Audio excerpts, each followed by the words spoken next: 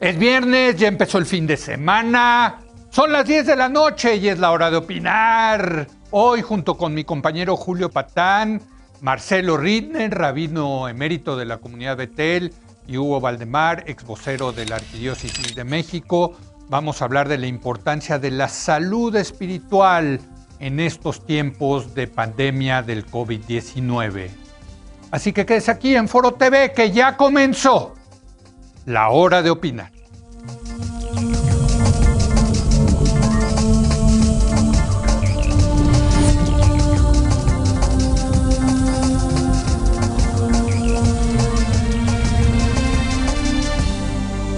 Muy buenas noches. La pandemia por el coronavirus ha traído angustia, tristeza, muchas pérdidas.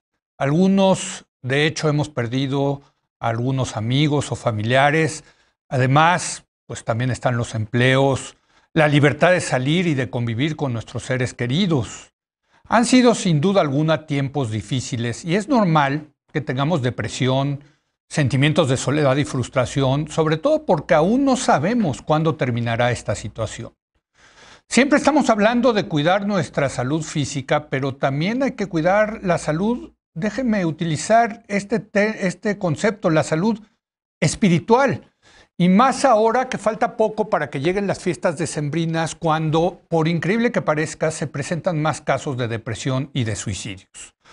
Y precisamente para hablar de la importancia de esta salud espiritual, saludo primero que nada a mi compañero Julio Patán. Julio, ¿cómo estás? Muy buenas noches. Hola, querido Leo, ¿cómo estás? Qué gusto saludarte. Qué bueno que toquemos este tema. Sí. Efectivamente van pasando los meses y pasan y pasan y pasan. Y pese a lo que a veces nos quieren hacer ver desde instancias oficiales, pues parece que van a seguir pasando, porque esto no tiene un fin, un fin claro, ¿no? Ha cambiado un poquito la manera en que nos relacionamos, digamos, los que somos más o menos responsables con este virus, pero aún así, pues hay una cuota de soledad y de pérdida, como bien dijiste, que ahí queda y en alguna medida ahí sigue, ¿no? Entonces, Totalmente. pues no sé si vamos a poder ofrecer algunas herramientas para contrarrestar esto. No, lo tuyo y lo mío nunca ha sido la salud mental, querido Leo. Pero el entusiasmo sí. Y a lo mejor nuestros amigos e invitados de hoy. Pero fíjate que tenía la duda, querido Julio, de si hablar de salud mental o de salud espiritual. Porque no sé, pero te lo pregunto a ti, ¿serán lo mismo? ¿Serán la misma cosa? No, yo creo que no. Creo que se conectan, eso sí, ¿no? O sea, creo que tienen un suelo común. No, son cosas distintas, pero creo que se refleja la una en la otra, ¿no? Así es. Bueno, pues cuando tenemos estos temas siempre nos da mucho gusto invitar a nuestros gurús del tema de la espiritualidad. Saludo primero que nada a Hugo Valdemar, él es ex vocero de la Arquidiócesis de México. Hugo, ¿cómo estás? Buenas noches. Leo, muy bien, gracias a Dios y con el gusto de acompañarnos después de ser también un sobreviviente del COVID, ¿no? Ya platicaremos de esta experiencia. Caray. Sí. Pero afortunadamente, pues muy bien, recuperándome muy bien y con el gusto enorme de estar con ustedes y poder intercambiar ideas sobre este tema que es sin duda fundamental hoy en día y que ha afectado a muchísimas personas y que, pues creo yo, se puede orientar, se puede ayudar a tener una perspectiva más amplia en la parte, pues no nos toca a nosotros la parte médica, ¿verdad? Sino la parte, hemos querido abordar la parte espiritual, la parte de la salud mental. Bueno, entonces, cómo no, con mucho gusto colaborando otra vez con ustedes, es una alegría. Pues nos da mucho gusto, Hugo, que estés con nosotros de regreso. Desde luego ya nos contarás la experiencia de haber pasado por el COVID-19. Entendemos que no fue nada fácil y bueno, es parte del programa de hoy. Tú de hecho fuiste el que nos inspiraste para traer este tema a la mesa de la salud mental o espiritual, en fin, ambas en estos tiempos de COVID-19. Saludo a Marcelo Rittner, rabino emérito de la comunidad Betel. ¿Cómo estás, Marcelo? Buenas noches. Bien, muchísimas gracias. Primero, muy contento de ver a Hugo recuperado y con nosotros. Lo que me da gusto, Hugo, un abrazo enorme para ti y adelante, fuerza y adelante. Y bueno, quería comenzar una frase diciéndole a mi amigo Julio que bueno, que no se desespere por el tema de salud mental que tiene, que sin duda alguna va a ser el gran desafío de su vida, para él y para nosotros. Oye, a ver, déjenme preguntarles a ambos, empiezo contigo, Marcelo. ¿Existe tal concepto de salud espiritual? Sin duda, ¿Sí? sin duda. Sí, sin duda, sin duda. En las tradiciones, dentro de las tradiciones judías, es un tema central, es un tema que está en fuentes de estudio, inclusive, porque la responsabilidad, por ejemplo, de visitar al enfermo, dice que quien visita al enfermo le está dando como una esperanza extra al propio paciente, y eso es un concepto, es una, digamos así, una mitzvah, un mandamiento, el realizar la visita a los enfermos. No solo el rabino como digamos así, el responsable espiritual de la comunidad, pero cada persona tiene esa obligación de poder llevar una palabra de estímulo o de preocuparse por la alimentación del enfermo o cuidarlo, dependiendo cuáles sean todas esas necesidades. Entonces, sí, definitivamente en las fuentes judías esto ha sido siempre, no es apenas ahora. Siempre ha sido un tema muy, muy importante y inclusive una vez ya o una o dos veces lo citamos aquí, ¿no? El principio de aquel que salva una vida es como si salvara la humanidad, y aquel que acaba con una vida o mata o quita una vida, digamos así, es como si destruyera la humanidad. Quiere decir que, sin duda, una parte nuestra es una actitud de estar presente acompañando al enfermo, trayéndole el alivio, llevándole la palabra de esperanza, la palabra espiritual, como la forma de alentarlo. Finalmente, el enfermo está en una situación, como ustedes mismos mencionaron, de depresión, de desánimo, de miedo. Sí. Especialmente de miedo. Ahora, lo jodido, Marcelo, y permíteme utilizar esa palabra, es que con esta maldita enfermedad no se puede ir a visitar a los enfermos, algo que sufrió Hugo, porque tienen que estar aislados. Entonces, es una enfermedad muy jodida en ese sentido, ¿no? Si me preguntas a mí, sí, sin duda, sin duda.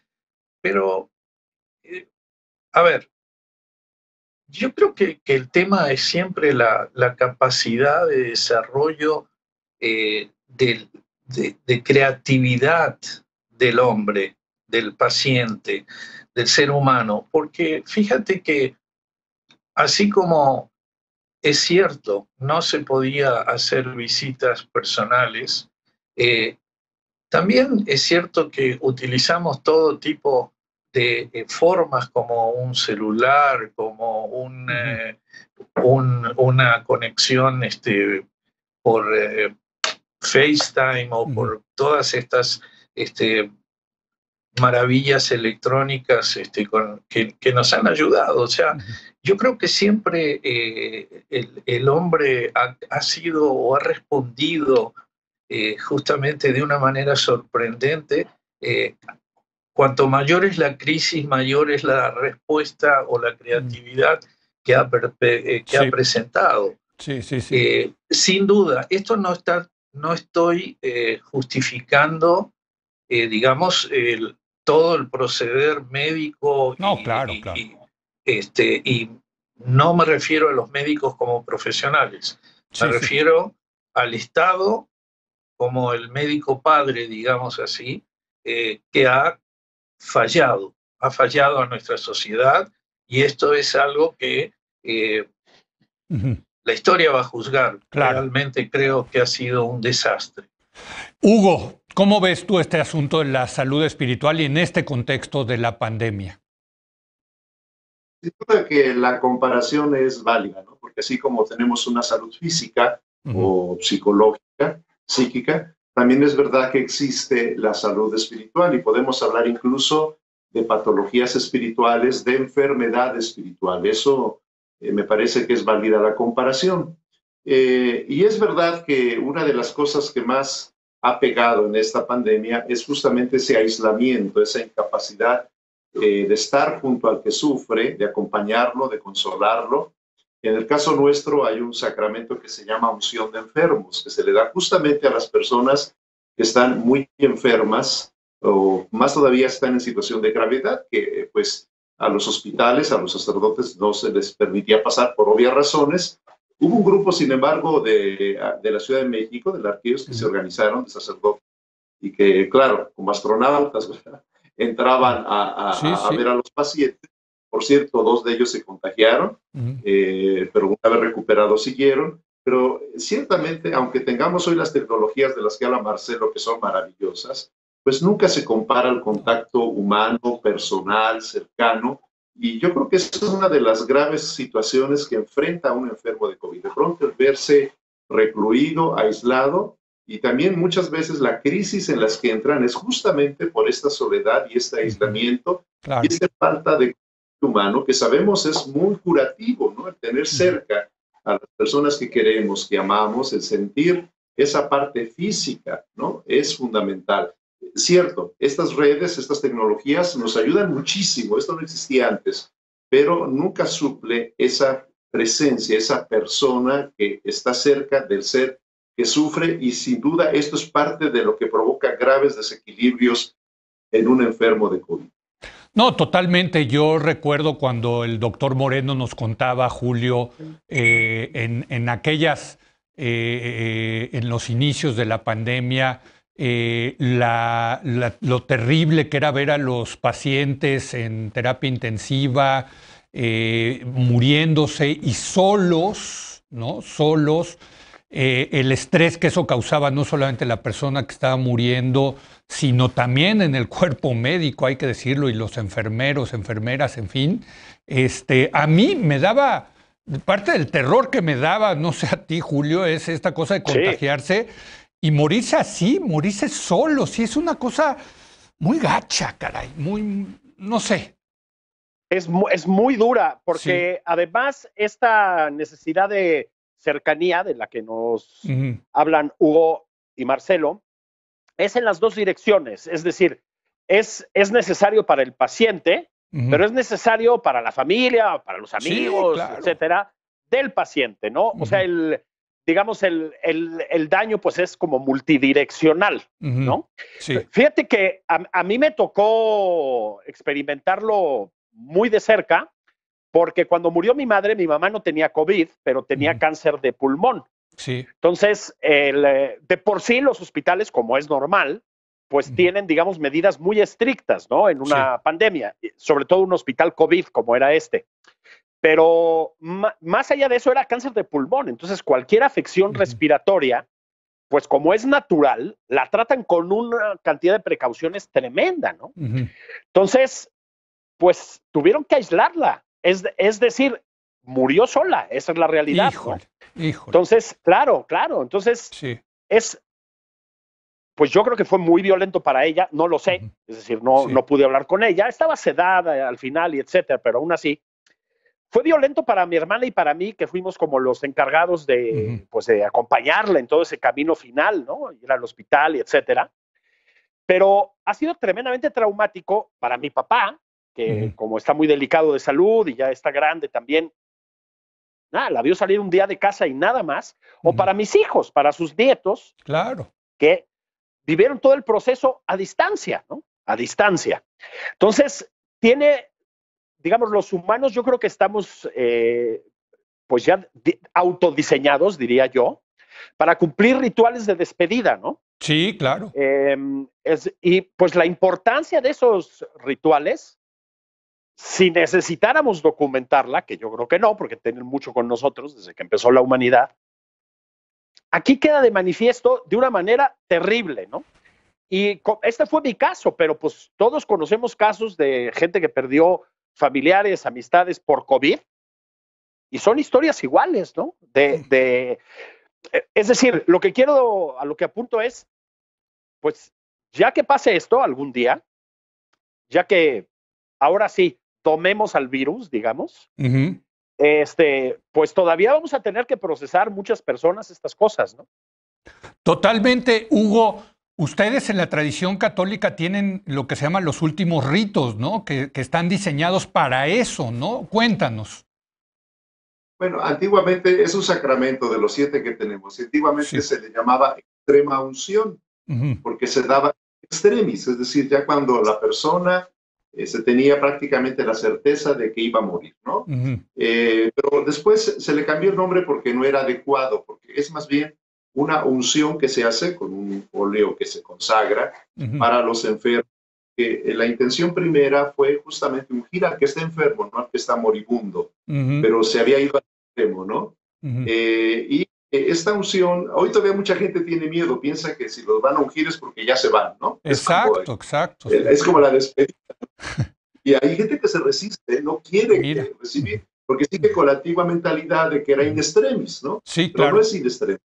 Para fortalecer, para ayudar espiritualmente al enfermo a soportar la enfermedad, se recibe una ayuda especial de Dios que le llamamos gracia para poder soportarla y llevarla adelante, ¿no?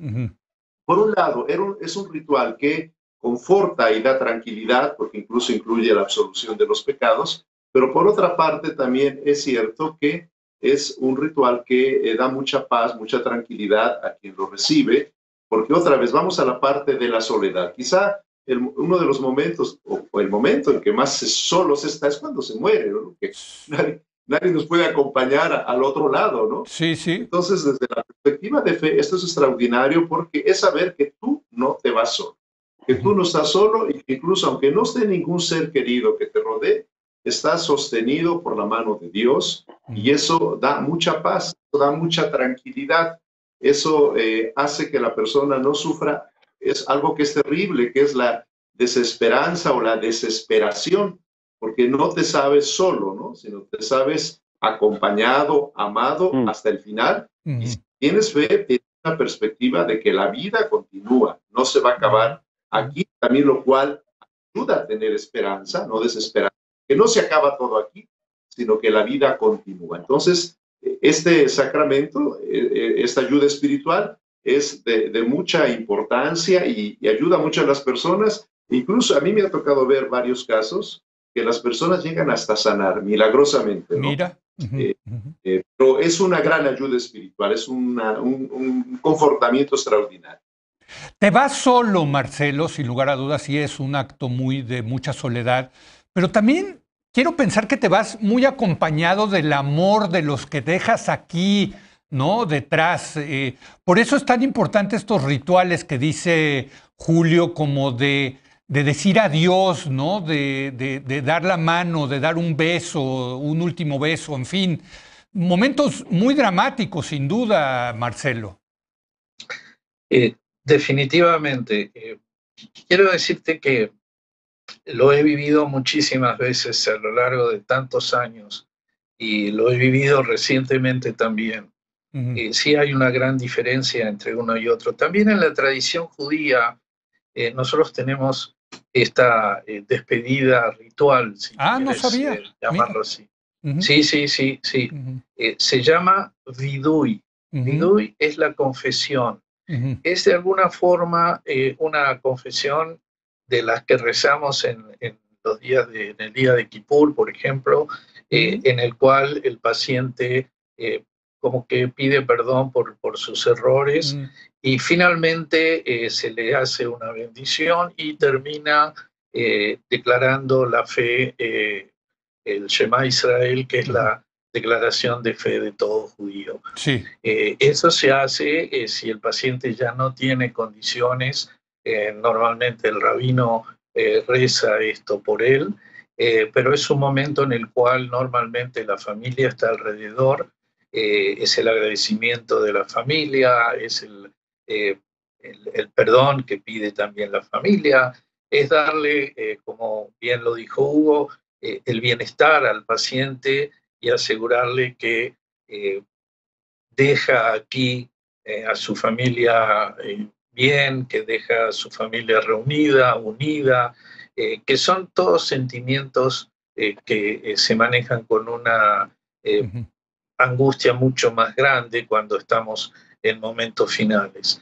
Y sin duda, es muy trágico, especialmente en el tema que estamos viviendo, en la crisis que estamos viviendo, porque muchísimos pacientes que partieron de este mundo no tuvieron esa oportunidad. Entonces, fue una partida, una muerte con miedo, digamos así, con lo desconocido, sin contacto, y eso yo imagino que a nadie le gustaría partir de esa forma. Y es algo que también creo que hay que ver qué sucedió, porque también las familias quedaron profundamente tristes, más allá de la tristeza que es el dolor de la partida de un ser querido, justamente por esa imposibilidad de acompañar, de vivir el ritual, y justamente poder tener esas ceremonias que dan mucha fe a la persona que parte, pero que también da mucha contención, mucho consuelo a las familias que se quedan. Sí. Entonces, es tanto el paciente como su familia el tema que estamos viendo. Y sin duda, como tú dijiste, la partida en el espanto, en el horror, en el no saber de lo que está pasando, aquel que afortunadamente estaba sedado, digamos, no lo siente tanto como la familia que no está sedada, ¿no? Entonces creo que es un tema muy fuerte, muy fuerte, y creo que es un área humana que se necesita trabajar enormemente, tanto a partir de la santidad del doctor, del amor de las enfermeras, de todo el personal, de la participación sacerdotal, pero sin duda es algo que quedó, digamos, demostrado como un falso maquillaje que se ha puesto alrededor de esta trágica situación. Totalmente. Brother Julio, decías tú algo muy interesante porque la gente que tiene fe católica, judía, maometana, budista, en fin, pues tiene esos rituales, pero tú decías también lo que es interesante, la gente que, digamos, los ateos, los agnósticos, también tienen que tener esos rituales, ¿no? O sea, va más allá del tema de la fe religiosa, ese es mi punto, es un tema muy humano, me parece muy interesante lo que tú decías, Julio. Sí, bueno, hasta donde sabemos, pues desde que deambulábamos por ahí entre mamuts y etcétera, hacíamos rituales de despedida, ¿no? Seguramente no sabremos nunca exactamente cómo eran, pero ahí estaban. Sí, yo creo que tenemos una estructura espiritual y mental muy cíclica, los humanos, en términos generales, y no lo sé, ¿no? Estoy especulando un poco y me parece que el cierre de ciclos es indispensable, ¿no? Para nosotros. Cuando terminas una relación amorosa, cuando terminas tu bachillerato y te enfiestas con tus amigos y lloras y te despides y va el mariachi. Cuando sales de una chamba, decides ya que cerraste tu etapa y te despides de tus compañeros de trabajo. Necesitamos los cierres de ciclo, ¿no? Cualquier psicoanalista te podría ayudar también a entender eso, por ejemplo. Claro. Entonces, ya no te digo yo cuando te estás despidiendo de una persona desde el ángulo ateo para siempre, ¿no? Fíjate, me vino a la cabeza una historia que viví cerca. Un hombre, te estoy hablando ya bastante arriba de sus 80 años, con una afección, otra vez, esto ya tiene muchos años, ¿no? Los pulmones muy grave, probablemente un cáncer ahí emboscado. Pero, híjole, una agonía larguísima, ¿no? No moría y no moría y no moría, ¿no? Un hombre muy comunista, muy de izquierda, ¿no? Pero criado en la fe católica, ¿sí? Sí. Una fe católica que, digamos, no practicaba ya activamente, pero en la que se había formado. Pues no se moría, lo cual también nos habla del peso de la voluntad, dicho sea de paso, ¿no? Sí, claro. Ahí estaba, ¿no? Y en algún momento el médico que lo estaba tratando con mucha inteligencia dijo, bueno, es que tiene miedo, ¿no? Dice, ¿y si llamamos a un sacerdote? Pues sí, alguien dijo, papá, ¿quieres un sacerdote? O mi amor, ¿quieres un sacerdote? No sé qué. Alcanzó a decir que sí. No sabemos qué conversaciones tuvieron, ¿no? Pero terminó eso, se tranquilizó y murió a las 24 horas. ¿Sí? Qué historia. Qué fíjate tú, ¿no? Qué historia. Yo creo que ahí hay mucho más que coincidencias. Entonces, otra vez, esa necesidad de la cercanía, de comunicarte, de escuchar, de recapitular, yo sé, no sé, ¿no? No sé. Entonces, digo, no nos queremos poner muy oscuros tampoco. No, pero, no. Pues sí es cierto que eso es lo que nos ha quitado este maldito virus, ¿no? Sí. Sé que quieren entrarle Hugo y Marcelo, pero tengo que hacer una breve pausa. Regresamos un momento más. Estamos hablando de salud espiritual en estas épocas de COVID-19. Regresamos.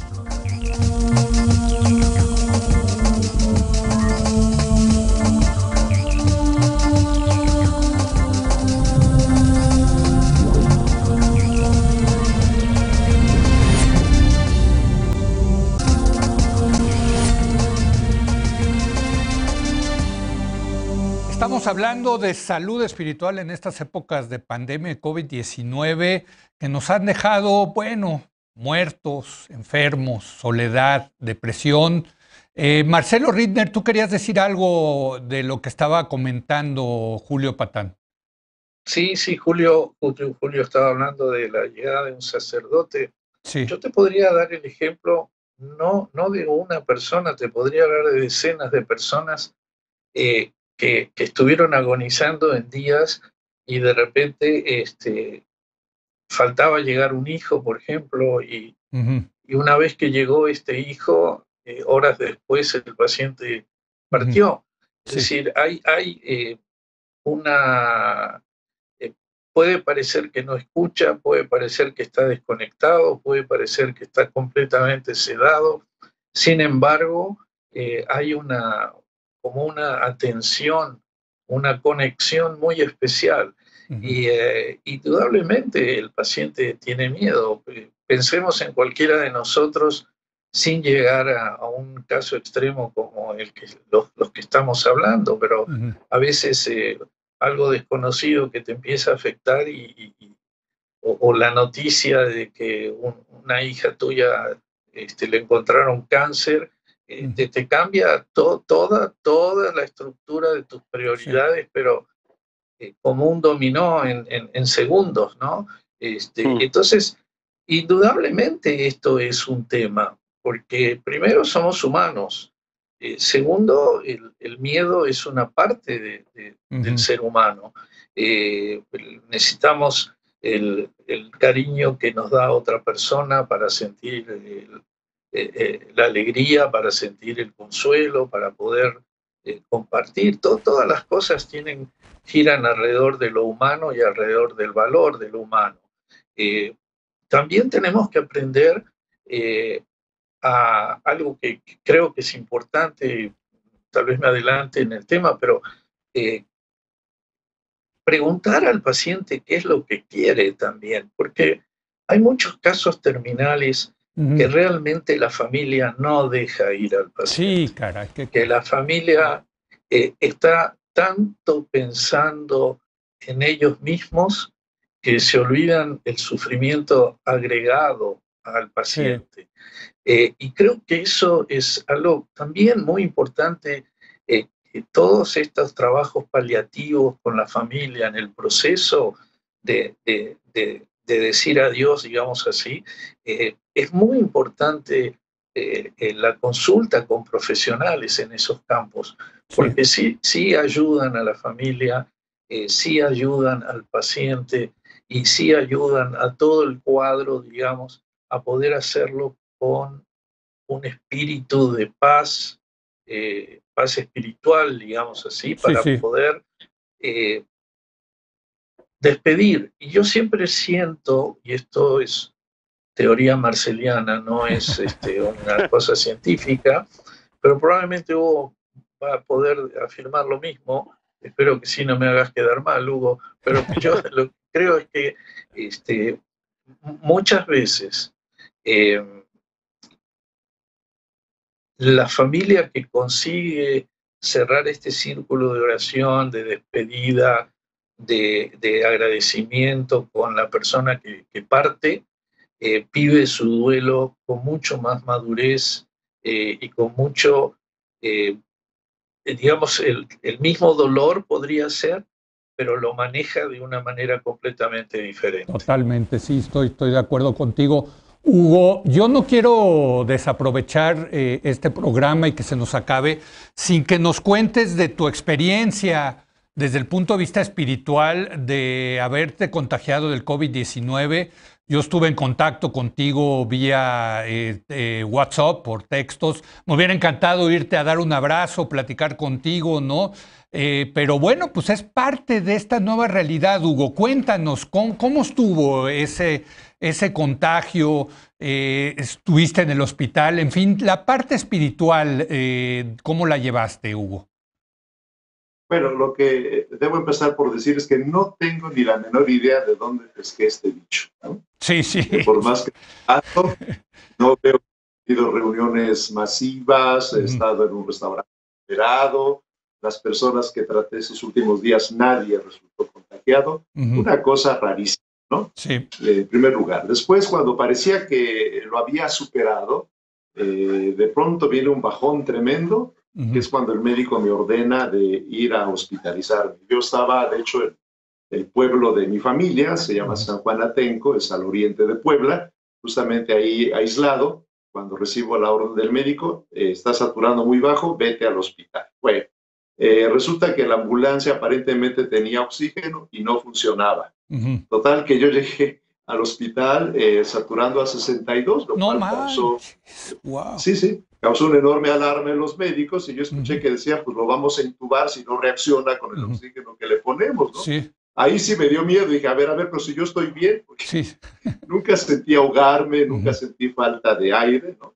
Pero afortunadamente a los 15 minutos que me ponen el oxígeno empecé a saturar y bueno, me pasan a 4. Lo primero que quiero decir es que cada persona sin duda vive de manera diferente esta experiencia, ¿no? Y no podemos pues ni juzgar, ni criticar, ni decir este actuó bien, este actuó mal, porque me parece que cada persona es diferente y igual nos merecen un respeto en cuanto a sus vivencias personales. Pero lo que yo sí quiero comentar con mucha humildad, ¿verdad? Que desde esta experiencia de fe, primero, jamás me dio miedo morir. O sea, para empezar, no sentí que me fuera a morir con esto, ni siquiera me pasó en el pensamiento. Yo siempre pensé que iba a salir adelante, que lo iba a superar. Segundo, que me parece una cosa realmente extraña, ¿no?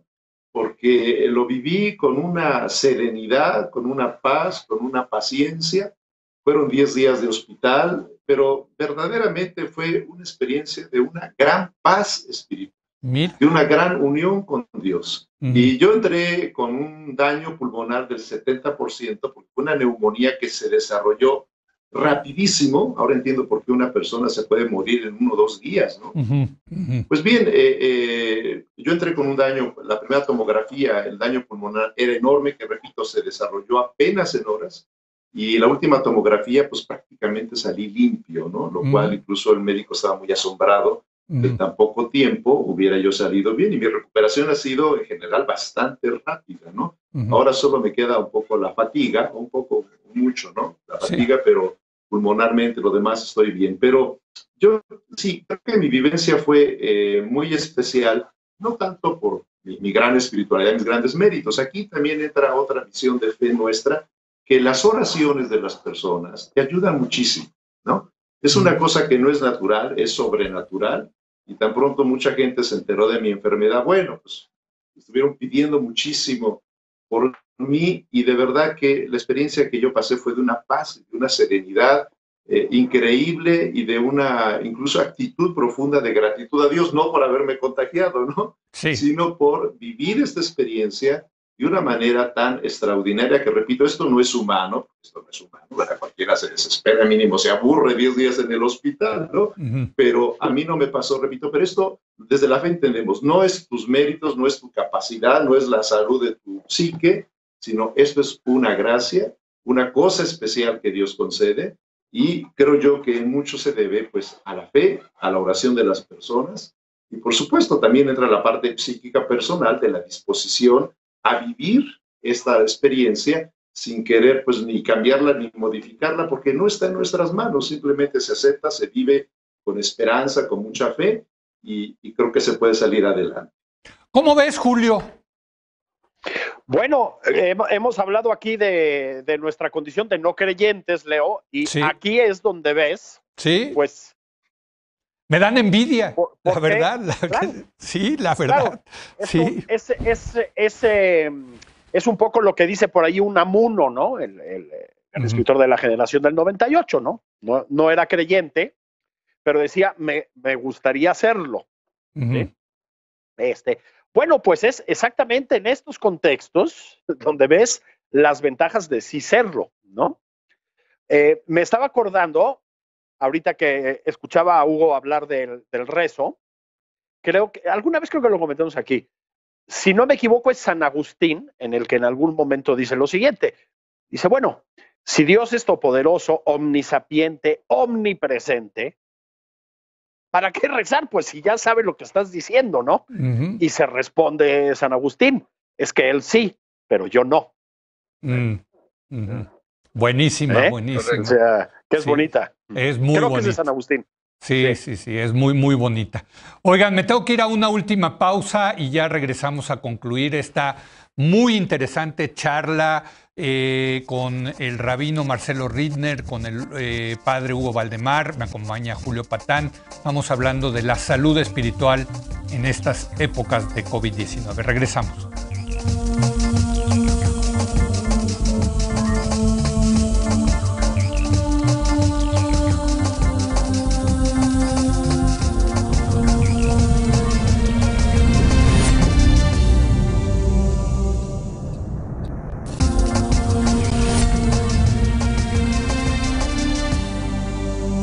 Bueno, estamos platicando de la salud espiritual en estas épocas de COVID-19. Marcelo, más allá del tema de los enfermos y de enfrentar esta situación terrible de tener que curarse del coronavirus, en fin, está el tema hay una sensación social de depresión, de que algo está espantoso ocurriendo en la sociedad, de mucha soledad, de gente de no poder ver. Yo, por ejemplo, no pude ver a mi papá durante muchos meses porque no los dejaban ver en la casa donde él vivía. En fin, ¿qué dirías al respecto? Ahí se han sacudido, digamos, las estructuras sociales, ¿no? Y espirituales, desde luego. Sin duda, sin duda. Es parte de la sensación de que el mundo en el que vivíamos ya no es, y todavía no sabemos cuál es el nuevo. Estamos en una transitoriedad que nos ha dejado sin algunos hábitos, muchas costumbres, principios que estábamos viviendo, y estamos empezando a ajustarnos a un nuevo mundo que todavía no está completamente definido. Pero ¿tú qué le dices como líder espiritual a la gente que te busca con esta pregunta y te dice, oye, Marcelo, ¿qué está pasando? Explícamelo.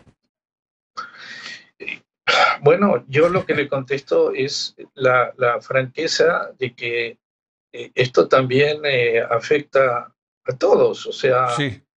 no por ser el rabino de la comunidad, no siento esa confusión en el tiempo, esa sensación de que uno no sabe a veces qué día de la semana es porque se torna un caos tu propia agenda personal, ¿no?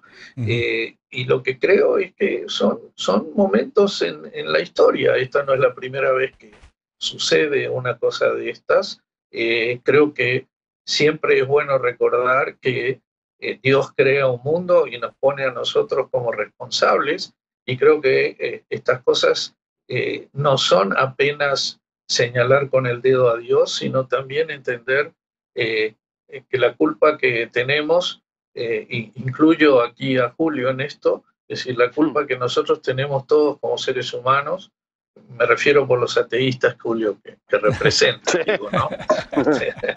No, pero me refiero fundamentalmente a que esto es un tema, fíjate que qué casualidad que estamos viviendo incendios, que estamos viviendo terremotos, que estamos viviendo lluvias descontroladas, es decir, estamos en un momento en que también hay que pensar que hay muchos factores más que están activos en el propio funcionamiento. Yo lo que digo es, como cualquier problema que uno tiene, debes tratar de entender que hay que enfrentarlo, que no lo puedes esquivar, que hay que tratar de encontrar la forma, el medio para poder responder a esto, tener la resiliencia, que es una palabra que se puso de moda, aunque ya existía antes, que es ajustarse a las nuevas situaciones. Y bueno, y tener la suerte también de tu lado, como Hugo, digamos, para poder estar contando esta experiencia que, igual que aquellos que la han vivido, sin duda alguna, va a cambiar las prioridades de vida, es decir, va a reforzar tu fe, pero también hay cosas que uno aprende y perdimos afortunadamente un poco el concepto de todopoderosos que nos estaba ya conquistando con tanto gusto, para demostrarnos que somos apenas seres humanos con nuestras limitaciones, con nuestras debilidades, y también especialmente con nuestro potencial para poder responder a todo esto buscando una salida. Entonces creo que ese es el principio. Sí, claro que es una tristeza, porque si tú te acuerdas, o si ustedes se recuerdan, o también los que están asistiendo, a los amigos que están asistiendo al programa, una cosa es cuando empiezas a leer estadísticas en el periódico, o a verlas en televisión todos los días, además de que son estadísticas completamente maquilladas. Ves el crecimiento de algo que te empieza a tocar muy de lejos, pero cuando empieza con círculos mucho más cercanos, claro, tu propio ser se cambia ante esto y dices, bueno, híjole, mejor me cuido porque esto va en serio, ¿no? Si esto no respeta a nadie. Entonces, creo que todo esto son señales que nosotros también tenemos como seres humanos que aprender a leer y entender que si te están sugiriendo que te pongas una máscara, pues ponte una máscara. Totalmente. No es solo por ti, es por el otro. Claro, es por el otro. Totalmente. Mira, yo estoy en este momento fuera de México, y estoy en un lugar, estoy en Nueva York, por un tema personal, pero cada restaurante que estoy llegando me piden la tarjeta de vacunación. De vacunación, sí. Y no te dejan entrar si no tienes la tarjeta. Claro. Es decir, que tiene que haber una respuesta también de la sociedad en esto, porque es una pelea de todos, no es solo la pelea de algunos. Cada uno, cada uno que no se vacuna es una irresponsabilidad con el prójimo, y debe hacerlo por él y por el prójimo. Totalmente de acuerdo. En este momento es el primer paso para hablar de salud espiritual. Por cierto, tengo que decir que, porque decía Marcelo que los días de la semana se pierden, que este programa está siendo grabado porque está transmitiéndose en viernes, pero pues el viernes es el Shabbat de los judíos y Marcelo pues no podría estar en este programa en viernes, entonces lo estamos grabando un día antes. Hugo, ¿tú qué nos dices de esta sensación de tristeza, depresión, soledad, que va acompañada de este maldito bicho del coronavirus? Bueno, yo pienso que si eres una persona de fe, tu fe te ayuda a tener una perspectiva diferente, porque te sabes acompañado, amado por Dios, incluso protegido por Dios. Puede ser que alguien tiene fe, pero todos tenemos esperanza. Y yo creo que es lo que no debemos perder nunca, ¿no? Porque cuando perdemos la esperanza, justamente es cuando incluso también entra el miedo, y sabemos que para poder repeler este virus necesitamos tener muy bien nuestro sistema inmunológico, y el miedo lo baja horriblemente, ¿no? Parece que personas que le tienen miedo lo atraen más. No es que lo atraigan, es que bajan su sistema inmunológico, ¿no? Entonces, quien tiene fe, pues tiene una perspectiva diferente, lo cual no quiere decir que no pueda pasar una situación de crisis, ¿no? Una situación incluso de desesperación en determinado momento, pero te fortalece.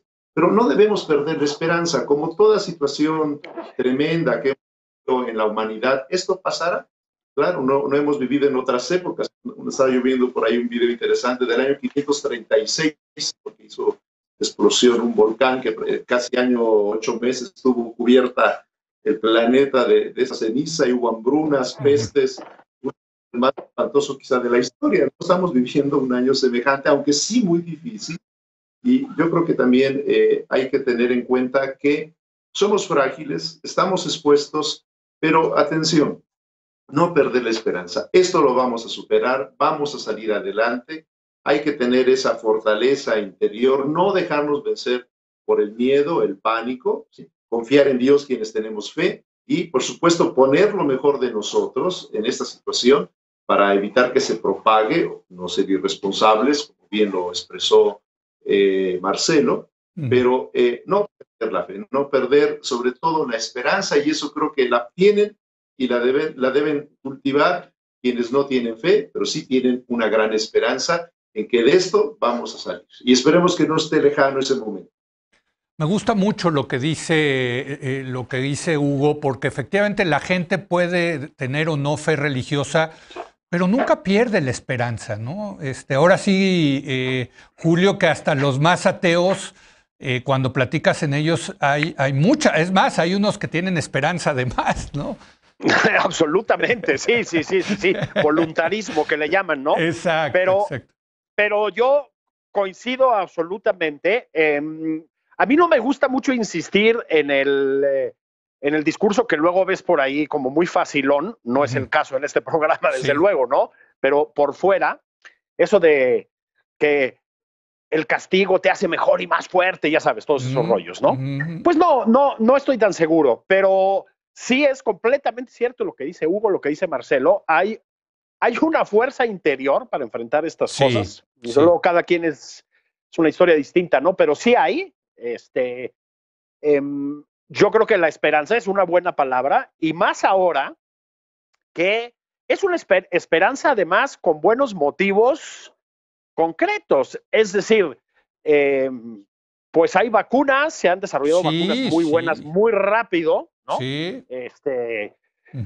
Digo, aquí lamentablemente todavía un gran sector de la población no las tiene, y hay un sector al que ya sentenciaron a no tenerlas, pero en términos generales hay vacunas, hay medicamentos que parece que vienen ya en camino, con cierta proximidad, y que nos van a ayudar a salir adelante. Y mientras tanto, está muy bien, lo dijeron Marcelo y Hugo, ¿sí? Que aprendamos, pues lo voy a decir en estos términos, a ser personas, caray, en el mejor sentido, a ser ciudadanos, ¿no? No puedes presentarte en un aeropuerto como Fernández Noroña a insultar a la gente porque te pide que te pongas una mascarilla, ¿no? O sea, hay que tener un nivel, perdón, pero muy bajo. Desde luego, no es un caso, no es representativo de la mayoría, ¿no? En términos generales, somos cívicos todos, pero pues es una buena esperanza, una buena oportunidad recordar que sí, la esperanza está fundamentada y que además efectivamente podemos reforzar nuestros criterios de solidaridad y de civismo a partir de esta durísima experiencia, ¿no? Totalmente de acuerdo. Oigan, pues como siempre, qué maravilla este programa con ustedes. Yo me voy con gran esperanza en la humanidad, fíjate, porque creo que al final del día, pues yo sí sigo teniendo esperanza en la humanidad y qué bueno lo que dices tú, Julio, ¿no? De finalmente 1 año y medio después de este bicho ya hay vacunas, ya hay medicinas. La ciencia ha sido impresionante. O sea, esta resiliencia de la que decía Marcelo, ¿no? Del ser humano, del espíritu de sobrevivencia, que nos lleva a, pues, que estemos aquí entre la salud física y la salud espiritual. Creo que vamos a salir adelante. Pues los quiero mucho a nuestros paledistas, como siempre. Gracias, Hugo. Gracias. Qué bueno tenerte aquí. Qué bueno que saliste rápido y con gran fortaleza. Buenas noches, Hugo. Leo, muchas gracias por la invitación y es claro que es un gusto estar con los amigos otra vez, ¿no? Se disfruta. Julio, Marcelo, un placer volver a estar con ustedes. Una suerte, claro, y esperemos seguir aquí colaborando con ustedes en esta tertulia que de veras siempre es estupenda y nunca nos alcanza el tiempo. Pero eso quiere decir que se ponen buenas, ¿no? Así es, totalmente. Marcelo, desde Nueva York, con razón tienes tan buen internet, caray. Ya decía yo, se ve muy bien, Marcelo, pues está en Nueva York. Sí, pues sí. Es el maquillaje. ¿Sí? No, mira, yo solo quería cerrar citando a Abraham Yoshua Heschel, que fue un gran teólogo judío que caminó con Martin Luther King cuando la humanidad, especialmente en Estados Unidos, todos los derechos civiles, etcétera, y él decía, hoy recé con mis pies, es decir, decía que él rezaba en esa caminata y sus pies expresaban su sentimiento. Y yo quiero decir, basado en ese gran pensamiento de este maestro, que la humanidad puede no perecer, digamos, por falta de conocimientos, las respuestas que está viendo de científicos y de todos, pero sí puede perecer por falta de amor y por falta de solidaridad. Creo que ese es el gran desafío de la fe y ese es el gran desafío de todos, creas o no creas. El ser humano es el ser humano y solamente puede ser humano cuando está en contacto con otro ser humano. Totalmente. Es la forma de enriquecer el mundo a través de nuestro trabajo como creados a imagen y semejanza de Dios. Julio, querido brother, buenas noches. Un abrazote, abrazos para los tres, qué gusto verlos. Bueno, qué buena mesa, como siempre, caray. Yo lo espero mañana. No, mañana es sábado, hay que descansar. El lunes, en punto a las 10 de la noche, cuando otra vez sea la hora de opinar. Aquí nos vemos.